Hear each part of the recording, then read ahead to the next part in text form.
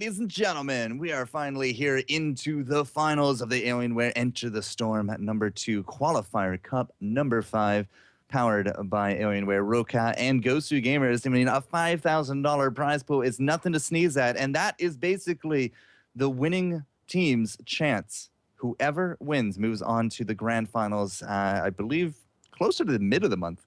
As this is qualifier number 5, number 6 tomorrow, 7, 8 next weekend, and then of course we will have our 8 teams. So Team True tomorrow, not the True Team Oh Fancy. my God! Can you get this why. right once? No, apparently I'm just so hung up on Team Tomorrow Big. I don't know why. The True Team Fancy is going to be taken on Under Construction here in just a moment as they're setting up the lobby as we speak. But Mr. Sham, too, our first best of 3 of the day. How are you feeling about it? Oh man, I love me some best of 3s, and the higher that number goes, the more excited I get, because then you start getting not only into single game logic of this composition beats this composition, but then you start getting into weird series logic. Like, do we want to put out our best composition now? Do we want to hold off and try something interesting in a couple of seconds? Like, there's a bunch of different ways you can play a series as opposed to something that's just a best of 1. So of course I'm going to be really excited about that. We got the map draft going on right now as well.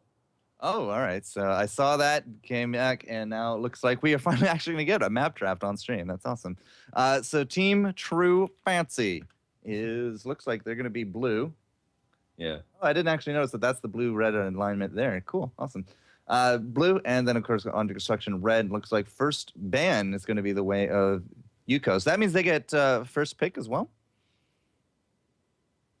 I believe it does. I believe that means that the blue team is going to be the first one to get their pick. So we're going to have Under Construction be second pick. So they're going to get that nice little double slot. You know, they get to pick up 2 heroes after the single first pick. So I think both these teams going to be sitting in a really nice spot. It still goes back and forth actually who gets the advantage, first team or second team for picking it up. Well, we'll find out very quickly. Sky Temple is out. Garden of Terror and Haunted Mines are gone. Tomb of the Spider Queen is a no-go, and neither is Blackheart's Bay. No, that's not right. Neither is... What was the other one that they stole? 1, 2, 3... Oh. I guess it was just transitioning. Cool. Either way, Cursed Hollow, Dragonshire, and that's going to be it. It's going to be one of these two. It would be cool to see a dragon. I really would like to see a dragon shire because we haven't seen anything except like Sky Temple and then 1 Blackheart Spade today. We just saw Cursed Hollow on the restream from the Russians, and it will actually be a repeat Cursed Hollow with the Haunted Mines and the Cursed Hollow and the Garden of Terror all being banned out by Team Tomorrow Fancy. So with that out of the way, Cursed Hollow will be the map, and Team True Fancy? True Team Fancy. God, I will get this one day. Team the True Fancy. Yeah, right? Too many T's. Yeah, TTTT. I don't know why I want to say Tomorrow Big. They're not even called Team Tomorrow Big anymore. They're not. No. They actually have a sponsor now. They're gone. They are no longer. Yeah. They are not of the living. Anyway, Well, sigh. Under Construction, going to be second pick, but that first ban going to be going over to TTTF. I just wanted to say that. Yeah, sounded like a machine gun. TTTF. Anyway, but that's what I'm going to be excited about. It's just, it's Cursed Hollow. It's a very, very good map to get that first game under. Because, we saw before Cursed Hollow, we saw Team Under Construction be so far behind. They were under construction. Then they were done. They were complete construction. I saw that double take. And yeah, construction completed, and they just went straight on through like a wrecking ball all the way to the core, and they were able to take that game away from Next. So now I'm excited to see them on this map yet again. Sagara first ban. Had to happen eventually. Had to happen eventually, I guess. Okay. So I mean, the Sagara was a big part of the winning combination from Under Construction, right? That's true. It's a big map. She's a great laner. The Maw really does bring a lot of wombo potential to the table. But we've seen a myriad of bans today. We've seen Tyrael bans, Vikings, Jaina, Sylvanas, Zagara now. Illidan has been a mainstay here as well. So, and he's the second ban. First pickup, though, is a Jaina. Now, Vikings made it through to Cursed Hollow, and this is a big map for them. But TTTF just, I'm not even bothered anymore. TTTF just go Jaina instead. Yeah, Jaina, of course, is just such a good pickup, especially on this map.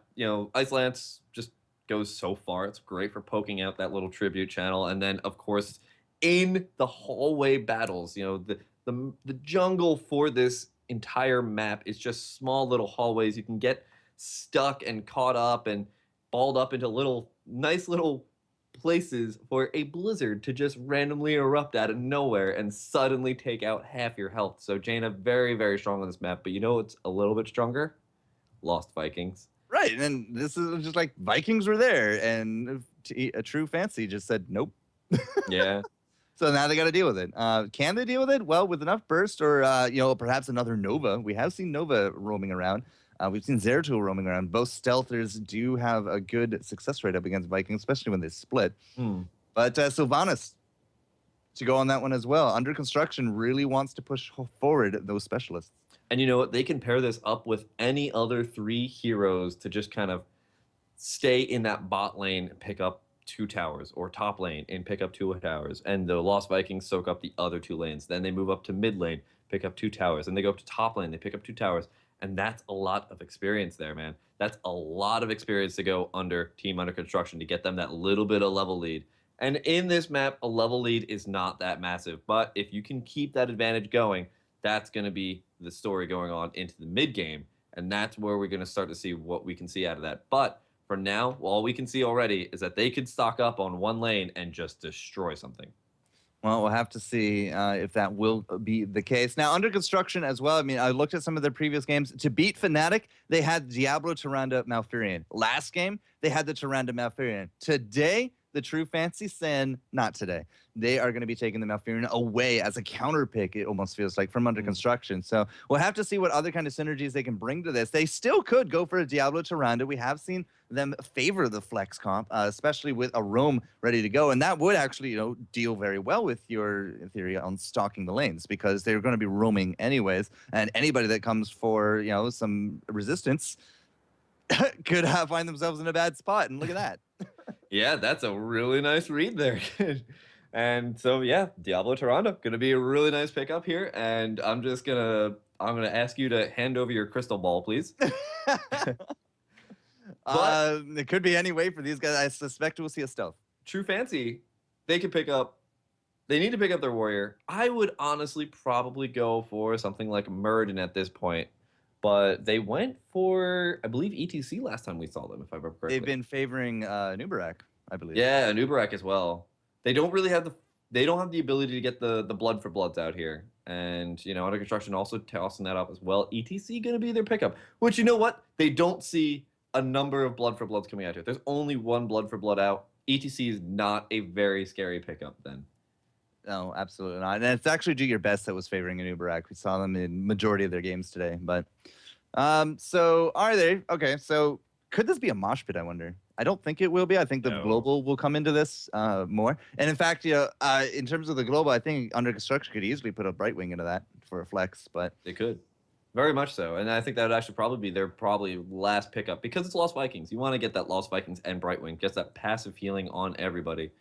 But Rhaegar, of course, is also a possibility. But the thing is that ETC outpushes Brightwing. So even if they try to have that global presence, like ETC in the later stages of the game is going to be a lot more of a versatile pickup for that just global presence. But of course, Brightwing is just a really good pickup in general, because you get that really nice ability to have somebody soak into the lane in the beginning stages of the map. But it's not necessary because you already have the Vikings. But she's just really good with that passive healing for the Vikings. Uther's still on the table as well, if you want to get some counter stuns going, or look for... So there's the Zeratul. It was going to be a Zeratul or a Nova, almost guaranteed. Yeah. But, I mean, as well, you got Malfurion with the Tranquility. Will that be enough? Because we're about to get a support here, and with that flex and the Tyrande, already the roam is set up very nicely, the push is set up very nicely. Uther's still on the table. That's a lot of stuns. You kill him, he still heals out. Rhaegar's still there as well. Could we finally see a Lightning Breath? A Lightning Breath would go very well with a Rhaegar pairing.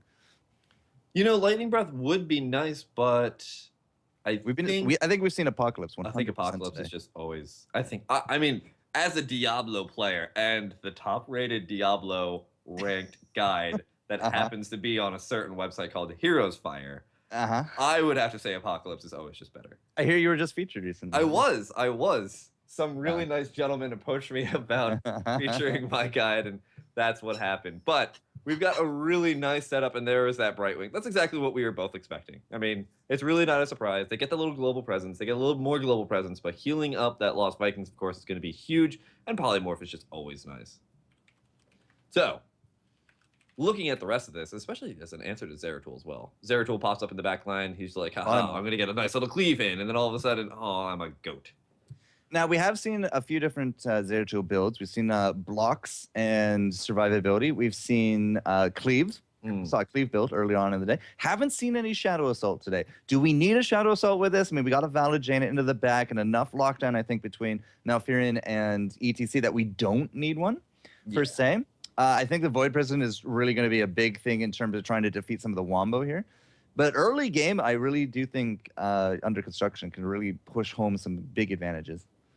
Yeah, I mean, that's one of the biggest things about Void Prison is that you can just kind of lead it up with something like, I don't know, a Malfurion Entangling Roots. And I think that's exactly what they want to do. They can lead that up into that, and then Blizzards and everything else under the sun that they've got, which is going to be AoE, Power Slides, etc. They can just, or even then, on Cursed Hollow, Void Prison's also really nice because it lasts just like half a second or a second less than how long it takes to channel. So if the enemy team's coming from like one location, you can throw down a Void Prison as a block and then just channel a tribute. Like Void Prison just gives you so much zoning potential. I love zoning. I love it on this map. Yeah, absolutely. I mean, there's a lot of narrow points as well. You can get some big value out of it. But we don't have like a big wombo to follow it up. I mean, we have the positioning for a Power Slide or a Roots. That's really about it. Maybe a Rain of Vengeance by the end of it all. But in terms of, yeah, actually, I would definitely go with a Rain of Vengeance looking at this. Yeah, if you can just tell them that we're ready to go, we are going to get game number 1 on its way, ladies and gentlemen, because we have waited long enough. We need to find out who's going to take home this early game lead, because it is a best of 3. This is our first best of 3 of the day, which means it might not be over on this first game. You know, we could actually adjust a little bit, but either way, strong comps. I still maintain Under Construction will have a bit more of an earlier game advantage, but you know, the True Team Fancy here, they could bring it home for that late. Yeah, and they got a little bit of a higher seed here too. Apparently, wait, no, actually, I think it should be the other way around. But actually, I don't know how they do seeding and who hosts a match. But you know, we've seen before. True Fancy just came out. They did really, really good work, and for the most part, they don't ever let like. Do Your Best was having these situations where they would lose a lot, and then all of a sudden they would come back at the end, or at least at around level 10. But True Fancy, they don't really ever have that. They don't really do that situation where they're behind. They just are winning. And that's what I'm really excited about. And Under Construction, they're a little bit more like Do Your Best. They looked like they were on the back foot, but they were able to take this back. And that's going to be those late game decisions, I think, where it becomes a question of whether or not you can actually take that victory over your opponent. I got a fanboy in the game. I'm noticing that. You apparently used to cast Lul, and you cast him apparently at one point. Back check. Yeah, back check. Apparently, I commented him 2 years ago. Could be any event. I did a heck of a lot of them. But, interesting. Always good to see familiar faces from history days. We do got the lobby, and everyone is basically picked out. Maybe next patch, we're also going to get this silly observer bug where we can finally see all 10 teams, or all 10 players. That would be fantastic, I think. So, oh, man, you know what? We got a man after my own heart here on Team Under Construction. I don't know if you noticed this, but there's a Lurkoblo. I got the other team on my side. Oh, there's a Lurkoblo, and I'm so happy. I love Lurkoblo. It's the best skin that's ever existed in the history of this game. Lurkoblo is just daddy murky. It is. Especially like if you have a Murky and a Lurkoblo right next to each other. It's just the cutest little thing. Oh, man. Well, we're going to see how well Lurkoblo will do here. And as, that top-rated author, I'm going to expect to see your insights here on the Diablo play, Mr. Sham. Yeah, so I'm going to start talking in this voice now. My sophisticated Diablo voice. Which doesn't really fit the murky little setup there, though. But not quite. But it's all good. All right, True Team Fancy going to be representing here on blue today. It's going to be Chungjae, Davies, Crosby, Darkmock, and Blumby. And over here on the right-hand side, as the base is under construction, it is team under construction in the red. We've got Fish playing Diablo, which actually that fits perfectly. Lurkablo being played by a guy named Fish. We've got Kreku on Sylvanas, Marzal on the right wing, Zrakwani, you know what? Call him Zrak. Zrak on the Lost Vikings, and Backsec on the Tyrande, and then down here, rounding it out, is Sylvanas being played by Kreku. Kreku, yes. Our poor North American tongues cannot handle these pronunciations. But we're still actually thinking about what kind of talents to take here at level 1. Zeratul, is he going to be block? Is it going to be blink? Is it going to be cleave? Will be a seasoned marksman? Are we going to see a bit more of an auto attack today? He's still thinking about it, so perhaps our first engage. Or is he hiding? Well, he could be hiding it, I suppose. I mean, he doesn't really need it until he engages. So it could be based upon the first engage, could be depending on he's just looking at everything else. So either way, we do got the roam. Fish and Backsec just looking for the Zeratul, not finding him yet, but that means that they're also not ganking a lane. Yeah, it looks like there is going to be a little bit of a party down here in the bot lane as Fish taking a little bit of damage here from Blumby.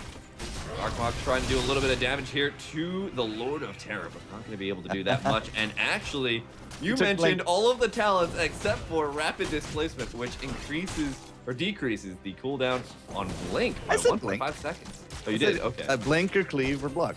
Oh, I thought you said block or cleave or seasoned marksman. I don't think you said that. I think you lied to me. Chat will back me up on this. Level 2 going both ways. No successful ganks as of yet, but could actually catch him here. It will be Darkmock once more, finding the crew with Lumby. Darkmock gonna go low, but he has the blink ready, and he will jump. Unfortunately, he will also get poisoned. What did he get poisoned by? Sylvanas, I guess. Yeah, dagger. Had to have been the dagger. Yeah, that was just barely enough damage to actually be able to take him out, and that's going to be a little bit of a shame here. But in that shame, they've gotten a pretty good amount of experience lead for under construction now, just about shy of level 4, whereas there's still a half a level before we have our blue team actually get there as well. May the range ever be graduating in your favor. No siege tank here today, chat. No siege tank here today. Next patch, who knows? But, you know, something to be noted, this could be the last time we actually see Vikings for the while. Because next patch, if you bust them out of that boat, they get stunned for a second and a half. Yeah, it's a little scary. And Play Again didn't actually get a really nice buff either, but it did. We'll see. We'll see exactly how that affects the Vikings. They still are a very, very large terror in team fights, but with that boat nerf, that's a little bit scarier. You just have to change how you play, I think.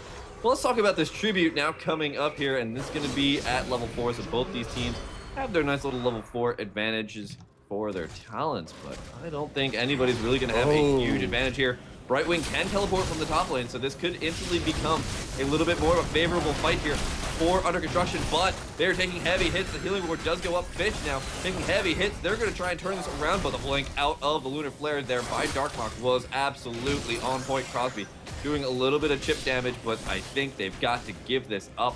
And they're not even getting a huge level advantage because they've got Baylog sitting up there in the top lane with the Bala as well. Yeah, but the big thing is that they pulled the Vikings from mid. They did actually have to pull a little bit of support just to make that happen, but they made it happen regardless. Fish not going to get that combo on top of Darkmock, although the Lunar Flare was flying true. It's just too far behind that gate. Now as well, we also have these big giants pushing out, so they have been nurturing out this push, and they get a tower for their troubles. They will maintain that lead. We will not have a kill on top of Dark. I was kind of curious which way it would go. And the other lanes are just kind of like snooze fest. Actually, got a nice route there on top of Olaf, but it's Olaf. Zrock doesn't know? Zrock doesn't know! Zrock gonna go for it. Olaf actually gonna fall here. Yep. So that's going to be a nice little advantage, I guess, in that mid lane. Well, not even really, because Baylog is still hanging out there. Eric's still in the top lane. And, you know, they're just having nice little skirmishes back and forth. Level 7 on the cusp here for our blue team. But, you know, under construction, they've already had that for a little bit. Tribute now spawning up here. Who's going to win it? That's going to be the question. Jaina's got to come on up. Well, we do have a little bit of leeway. It's not a curse, but we don't really want to give a straight 2 advantage over to under construction, because then you're basically forced your hand for every single one after that. Or you just suffer through the curse. I mean, some teams willingly suffer through it. those teams don't win.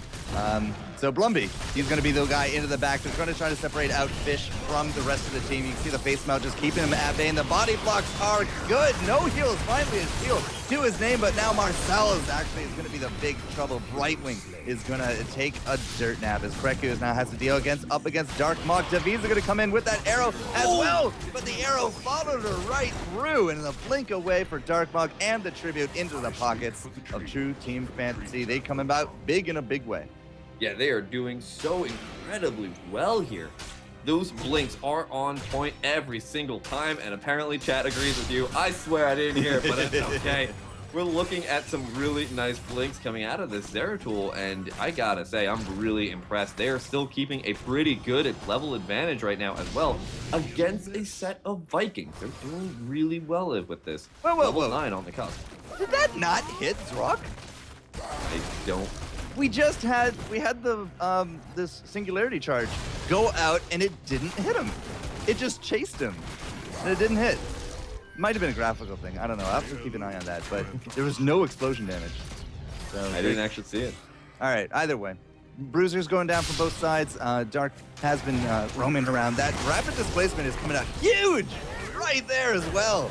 I gotta say that was a great choice for him. He is going auto attack though. You see the Vorpal blade here, right? That's like the poor man's wormhole. But as well, the searing attacks. We're gonna see a Shadow Assault. Yeah, we've got to see that Shadow Assault, and that's what I'm gonna be excited about. I mean, I was saying before, Void Prison seems like it's gonna be the go-to, but he wants to eliminate that Sylvanas. He wants to eliminate the Piranha in the backline. He needs to make sure they're gonna go down really quickly. Maybe even the Brightwing as well. Level 10.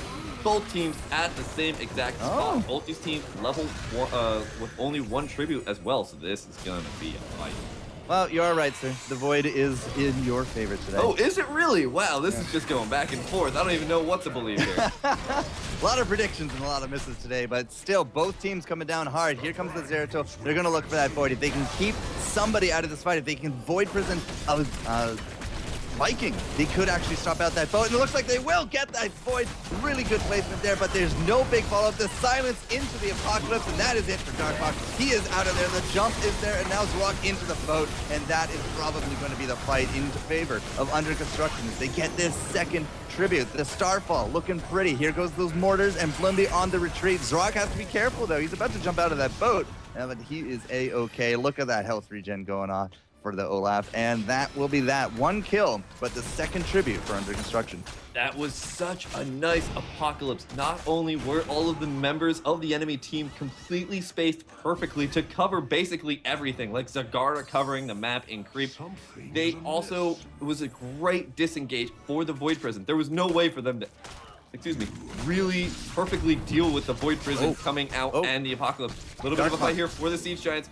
And it looks like the bribe did go down here for Marzal. Darkmach was trying to make a question about that, but it didn't look like he was able to do that much. It's that was a really good steal though from Marcel. I mean, he really did get that from. So you know that the bomb that I was looking for the Singularity Strike. That's actually, I guess, the graphic for Vorpal Blade.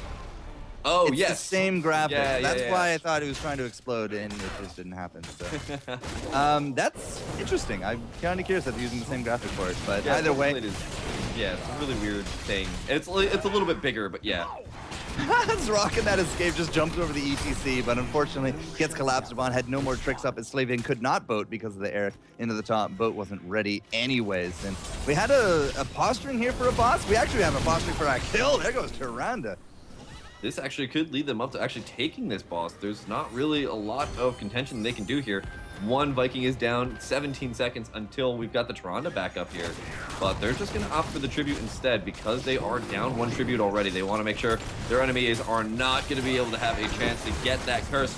But Marzal taking heavy hits, gonna go down here. And this is going to be yet another set of map control out here for Team The True Fancy. See, even you gotta stop. I took a second to think about it. Ooh, the Void. Nice. Void is good. Kreku, yeah, here comes the roots and the ice. It's enough. There goes Sylvanas. The Apocalypse not doing anything. And now Fish could be on the menu for dinner tonight, boys. But it does not look like it will be a chase. It will be just the double tribute going back and forth. Next one is a guaranteed curse. 13 hype. for the True Team Fancy, and they're going to use that advantage to try to get a boss. Oh, but this is a really scary point here. It looks like Fish did get the overpower there on Tungjae, but it's not going to be able to do enough. A mosh pit coming out here from Lumby is going to be able to lock up 2 team members and get them a triple kill. Lumby also is just doing so much work for zoning as well, but Darkmonk now also trying to go after these Vikings, and this is a massive victory here for True Fancy. Oh my god. How did we miss that? How did we miss that he picked up Moshman? Okay, so the last time I looked at it was the level 10 fight, and he hadn't picked anything yet. Oh, that's right. I moused over it, it was a question mark, and then I forgot to do anything about it. So yeah, it was a very late pickup. It was not a snap decision. They talked it over, they saw the entirety of everything ready to go, and they knew that, you know, if they can bait out the apocalypse, which had already been happening, there's not really too much to stop him. Like, yeah, the polymorph, but all they got to do is just get the Brightwing in that. There's no cleanse here as well. I mean, it's a gust, right? Yeah. So if they get that, if they get the Toronto, if they get that Brightwing in those moshes, there's nothing really to stop him except a silence arrow. And I mean, would you use that on an ETC? Of course you would, but it's a big waste from that Sylvanas if you have to do that. Well, there's also the polymorph as well to come out there, and I mean, there's a lot of ways to knock out the mosh pit, but still, that's one more crowd control you have to spend on the mosh pit instead of on somebody else. So I think that's what they went for. It's like, we might get this, we might not. There's a lot of ways to defeat it, but as the more they put into defeating the mosh pit, the more freedom you're gonna have in a lot of these team fights. So either way, they get the kills, they get the boss. Boss was defended. Curse is now up. Curse is somewhat being defended. It's yeah, they're a lot of pressure in every lane. A lot of pressure in a lot of different lanes. They're losing the keep towers in bot lane. The top lane lost its gate, and in the mid lane they lost at least 1 tower, and that's a lot of damage, a lot of experience as well. 700 experience for each of those towers, or maybe it's 600. I think it's only 600 actually. I'm actually blanking on numbers right now. But meanwhile, while that curse is going on, they're running around, they're picking up all these mercenary camps and getting into a really good position to force their enemy to just have to decide constantly what they want to do. And while they're doing that, pick up Assassin's Blade, Searing Attacks, Vorpal, and now Berserk. The only thing you don't have here is the Shadow Assault, but why bother? You got enough damage as is. So the auto attacks there, Zeratul, coming out big. We do got that 1 blood for blood. Not quite the big combos that we were looking for, but the vulnerability as well with the northern exposure. And it's not imposing today. It will be a Stone Skin, looking for a little bit more toughness in some of these fights. I mean, he definitely needs to stay alive for a really long time, especially with that Hunter's Mark coming out there, which is on Taranda's level 1, reduces the Hunter's Mark down to 8 seconds.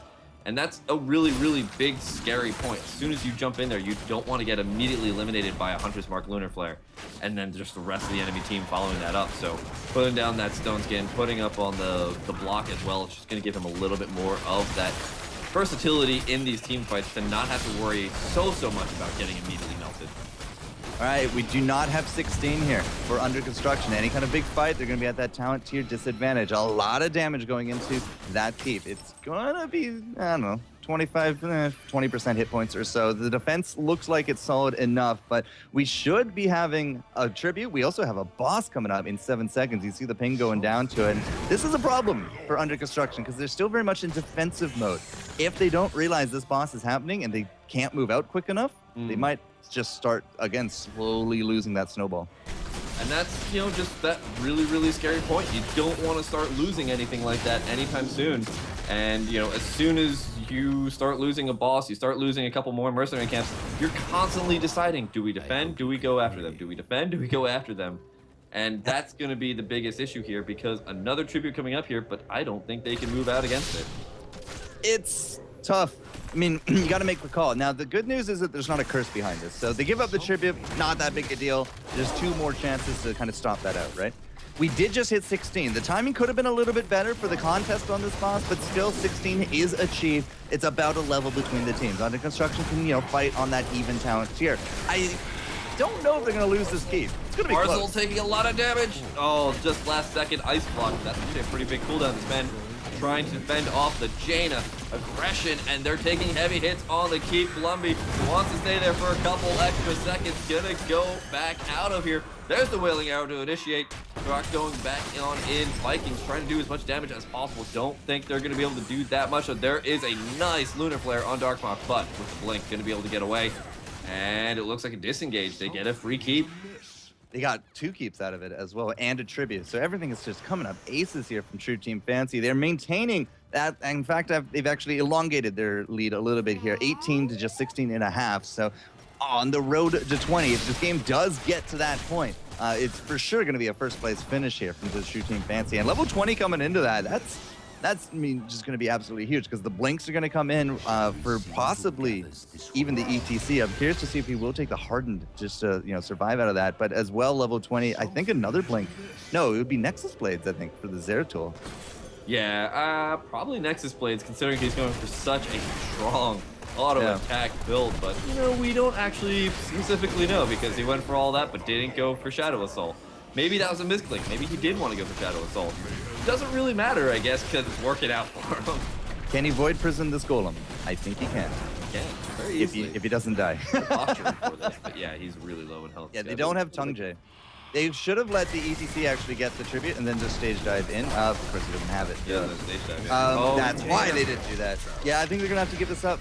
Jaina as a bot just is not a team fight worth. Oh.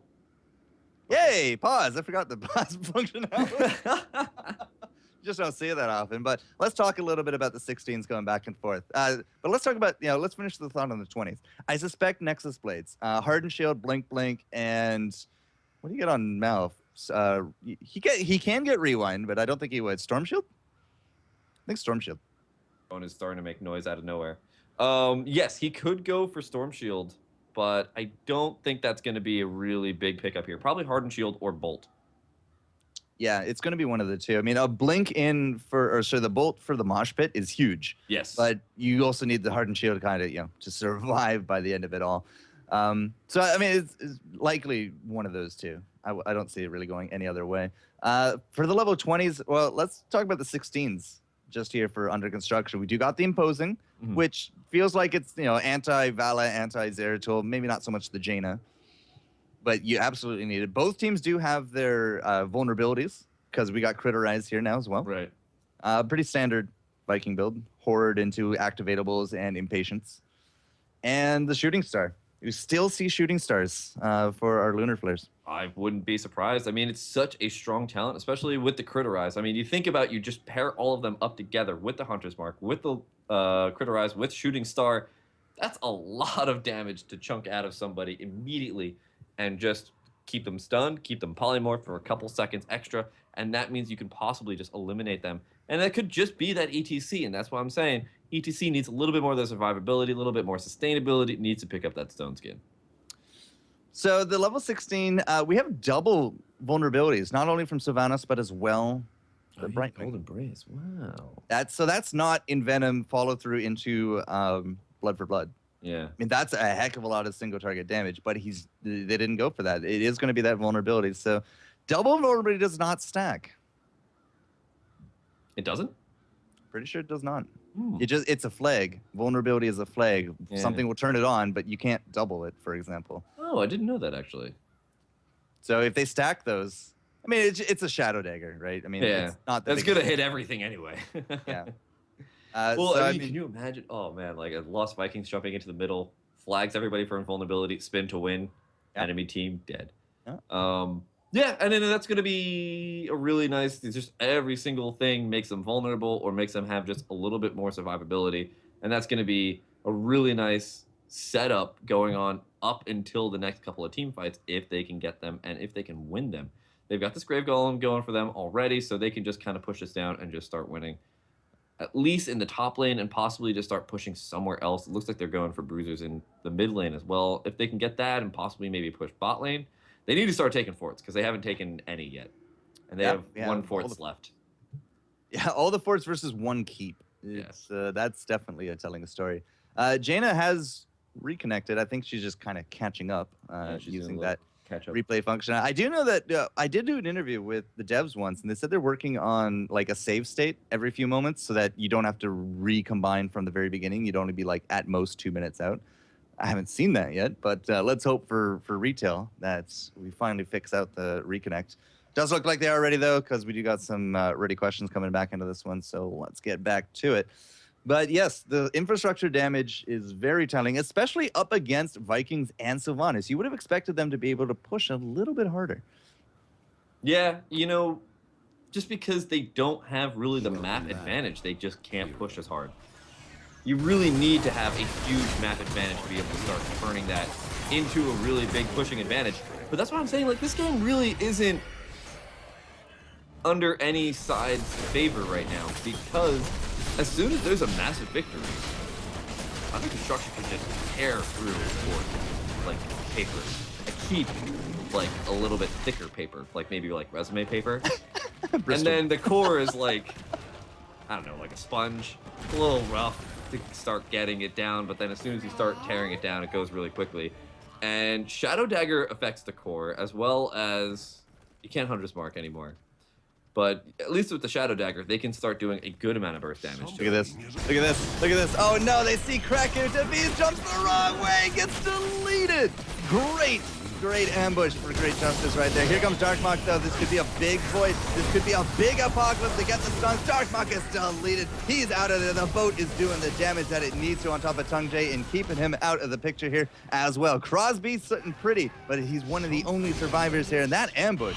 That was a really nice ambush, and now they're going to be able to pick up Tung Jae as well. This is just going to be more and more advantage here in the map, and actually, this sets up a really awkward position. Like, he's trying to stay alive for as long as possible, lag out the enemy team as long as possible. But the issue with doing something like that is that now he's going to be 50 seconds before the rest of his teammates are going to come up here. If he died immediately, it only would have been 20 seconds. But he lagged this out, and what did he really accomplish? He didn't really do that much, but now it's going to be 30 seconds in which Under Construction is going to have more and more approach on the map.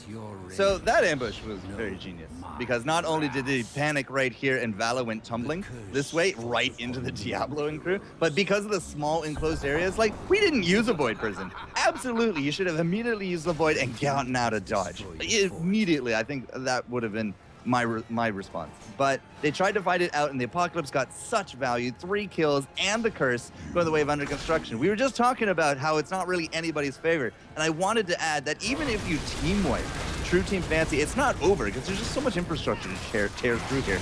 But one misstep from Under Construction was a core. So the fact that they won that fight out puts them on even levels, but they still don't have that experience rate, which means they're still vulnerable to giving up this game.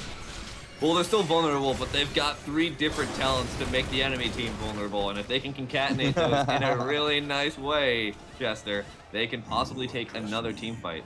That Apocalypse, though, another really, really nice one. That's really why I love Apocalypse on this map. There's so little movement, there's so little chances of mobility on this map that Apocalypse, if you just put it down in just even a semi-decent place, you're going to do a lot of damage and just knock out the entire enemy team. It's going to be a very close race to 20 at this rate. Those kills, the curse, a lot of experience has now been forked over to Under Construction, tying up the levels just a bit, but it is going to be the 21st. And this is a small window of opportunity. Everybody is up. Everybody has their heroics. If they can catch Under Construction, it could be a wipe with that level 20 Storm tier talent unlocked. But it does not look like the positioning will be there. Instead, they will focus down this boss, and boss has a straight lane to core, Shamsu. He does. I mean, there's a lot of different straight lanes to their core right now, and that's going to be their biggest issue. They've got to make sure that this boss doesn't get any headway. They do have the nice little siege camps to pick up. That's going to be a nice little bribe there, used there by the Brightwing.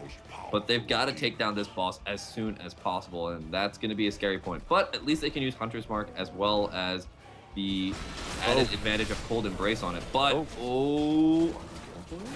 They are. They're going for the back-end ambush, but unfortunately they're going to get spotted out by the creep wave. Oh no, and this is going to be a little bit rough for them. They're kind of balling up the enemy, but can they get the Apocalypse down? Can they get the setup here? The Apocalypse not really doing so well. Crosby is going to get knocked out for a couple of seconds. Zeratul immediately eliminated though. Here comes the Fizz, doing a really nice strafe, but actually only hitting Fish. And Crosby taking a lot of damage. This is actually pretty nice. The Mosh Pit immediately knocked out there by Fish. Very, very nice crowd control. Kreku trying to do as much damage as possible. Tungi gonna be able to stay alive for just a little bit longer. This is the time when you want to lag them out because the Grave Golem now on the core. They need to turn around. They need to go for this Grave Golem. It's doing a lot of damage. It's not going to be able to take out the core, but if it weakens it enough, they can't leave the team ever again. Actually, this might be a situation. Oh, this is close, but the core is going to get protected here at the last second. They've got a good amount of time before Blumby's back up though. Well, there's also no stage dive. So there's no backdoor access into this. Had Crosby actually gone with him, I still don't think it would have made a difference. But something to note there. threw out the CC chain and the Apocalypse just for Darkmoth. They had no Void Prison in that fight. They killed him out before he could Void, and because of that, they take the win in terms of that, because there's nothing to stop their combo after that. I mean, they also have 3 Storm Shields, and ETC at the very last second took Bolt instead of Hardened. He was really curious. He kept it all the way up until the engage, then he went Bolt, not Hardened. They thought they had that game. They thought, all right, we see this ambush coming in. Marcel getting ambushed. Oh, no, there's the Blink. Gonna be able to ice block, try and get out of here, but it looks like Eric's gonna get picked up as well. Marcel gonna be able to, just barely not get that teleport in. Here comes Eric getting a lot of damage done by Crosby, trying to get out of here. Can he do it? He's gonna be very. He's a fast little guy. He is a fast little guy. He's got those jumps, he's got those shields, he's got everything. They pick up the Grave Golem in the top lane, picked up the Tribute as well. But they lost Marcel. Yeah, they did. Wow, I didn't even see a Tribute. They did lose Marcel, and that is really what we're going to be trying to drive home here. No heals, no blink kills, and it's okay. They're going to go for that. The combo does not land. Hungay does actually get hit by the silence there, but the Void is good. Darkmoth looking for vengeance, and I don't think we can actually hold up this round from under construction. They don't have that heals, and now they're dropping left and right. Backstack's going to be the next big target, and that's going to leave us with Vikings for defense. Vikings, however, will be joined by the Diablo once more. The 5-second soul respawn is going to be there, but unfortunately it's just not enough. Yeah, it looks like that's going to be GG there. A very, very nice team fight coming out here from Team Fancy. They're sitting really nice right now. They did a lot of damage. They did some really nice team fights. And, you know, it went back and forth, but they're going to take victory over game number 1. But this is only game number 1. It is the first of our best of 3, and you know, the true Team Fancy getting the first point is a little bit of breathing room. That was a close one though. Like, they went in with a huge advantage, and then that one ambush just turned everything right back around. The second team fight very much in the favor of under construction, but the third, without that Brightwing, it made all the difference. And unfortunately, they're just not able to hold. The boss is a big objective on these maps for this exact reason. You know, really why you want to have those bosses. They're just so